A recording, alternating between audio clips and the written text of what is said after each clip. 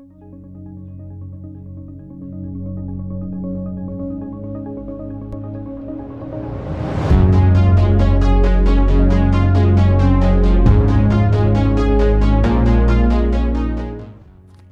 दोस्तों, मेरा नाम अविनाश गोरक्षकर है और आप सभी को 10 मिनट के स्टॉक आइडिया के प्रोग्राम में वापस स्वागत है।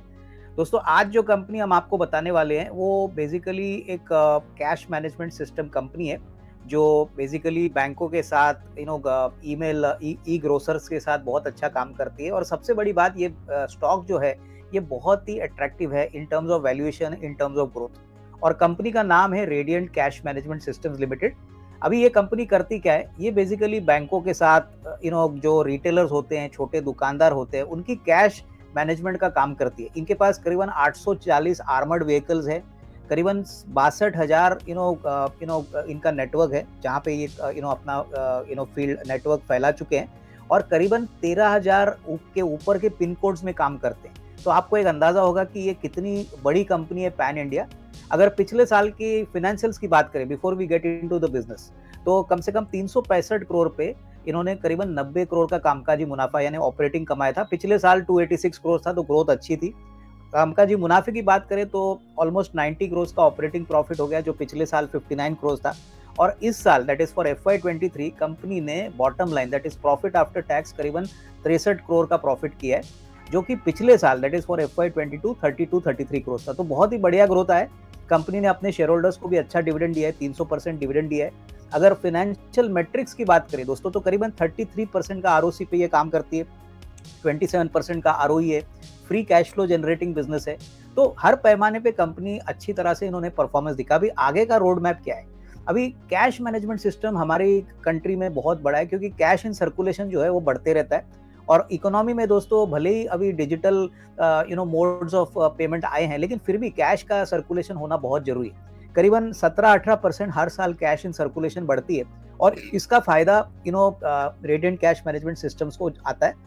अभी रेडिएंट कैश मैनेजमेंट सिस्टम को अगर हम कंपेयर करें दूसरे लिस्टेड प्लेयर से, जैसे कि CMS इन्फो है, AGS ट्रांजैक्ट है, तो ये कंपनी में एक बात जो यूनिक है दोस्तों, ये रिटेल कैश मैनेजमेंट में काम करते हैं, जहाँ पे छोटे दुकानदार होते हैं, जो ई-कॉमर्स वाले बिजनेसेस होते हैं, BFSI होते हैं, तो यहाँ से वो कैश कलेक्ट करते हैं, अपने गाड़ियों में डालते हैं और बैंकों में डिपॉजिट करते हैं। तो ये जो सेगमेंट है ये बहुत तेजी से बढ़ रहा है और यहाँ पे रेडिएंट कैश मैनेजमेंट सिस्टम का ऑलमोस्ट 40% मार्केट शेयर है। तो यहाँ पे डायरेक्टली CMS इन्फो या AGS ट्रांजैक्ट इनके साथ कॉम्पीट नहीं करते, तो इस प्रकार से इनका एक कॉम्पिटिटिव मोड है।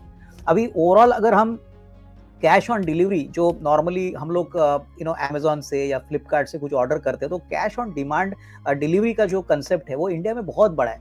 देखिए, अगर आप रूरल मार्केट में जाएंगे, टायर 2 टायर 3 सिटीज में जाएंगे, तो आप देखोगे कि लोग पहले से पैसे देते नहीं, प्रोडक्ट उनको हाथ में मिलने के बाद ही वो कैश देते। तो वो कैश ऑन डिलीवरी का जो सेगमेंट है ना, वो बहुत बड़ा है। इनफैक्ट करीबन 7,500-8 हज़ार करोड़ का मार्केट है और वो तेजी से पिछले 3-4 सालों से बढ़।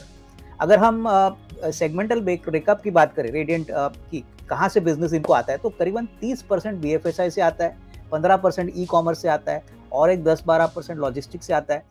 प्लस इनके पास काफ़ी ऐसे नए कस्टमर्स आते हैं, क्योंकि ये ज़्यादातर टायर 2 और टायर 3 सिटीज़ में काम करते हैं। देखिए, यहाँ पे बेसिकली कैश मैनेजमेंट का सबसे बड़ा इंपॉर्टेंस आता है। अभी जो हाल ही में 2,000 रुपये का नोट भी बैन किया है, इसका भी बेनिफिट इनको मिलेगा, क्योंकि ऑब्वियसली कैश इन सर्कुलेशन जिनके पास भी है वो ऑब्वियसली अपना जो पैसा है वो आइदर बैंक के ATM में डालेंगे या इनके जो नेटवर्क में लोग हैं वो उनको वो कैश देंगे, जो बाद में इनको कन्वर्ट करके मिलेगा।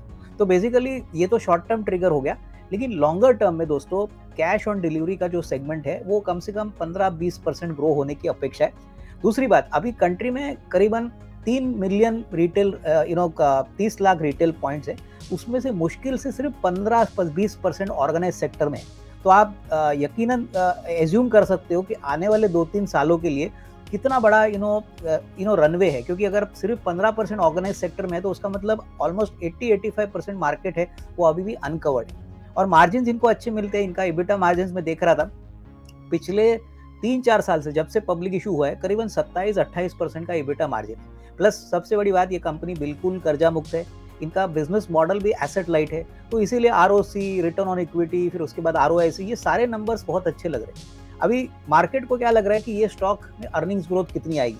बट हमारा मानना है दोस्तों कि अगले 2 साल के लिए जिस प्रकार से अब इकोनॉमी में ग्रोथ हो रही है, कैश इन सर्कुलेशन बढ़ रहा है, हमको लग रहा है कि ये धंधा बहुत वेल एस्टैब्लिश्ड है। नए कॉम्पिटिटर्स का आना भी बहुत मुश्किल है, क्योंकि ये बिजनेस में बहुत रेगुलेटरी अप्रूवल्स आपको लेने पड़ते हैं, अदरवाइज बैंक्स आपके साथ काम नहीं करेंगे। तो हमारा मानना है कि अगले 2 साल में इस कंपनी का जो रेवेन्यू बेस है वो करीबन 500 साढ़े 500 करोड़ होगा। और जिस प्रकार से इन्होंने मार्जिन्स कमाए, मेरे ख्याल से इस साल दैट इज FY24 के लिए हमको लग रहा है कि 85 करोड़ का प्रॉफिट आएगा, जो पिछले साल 62 करोड़ था।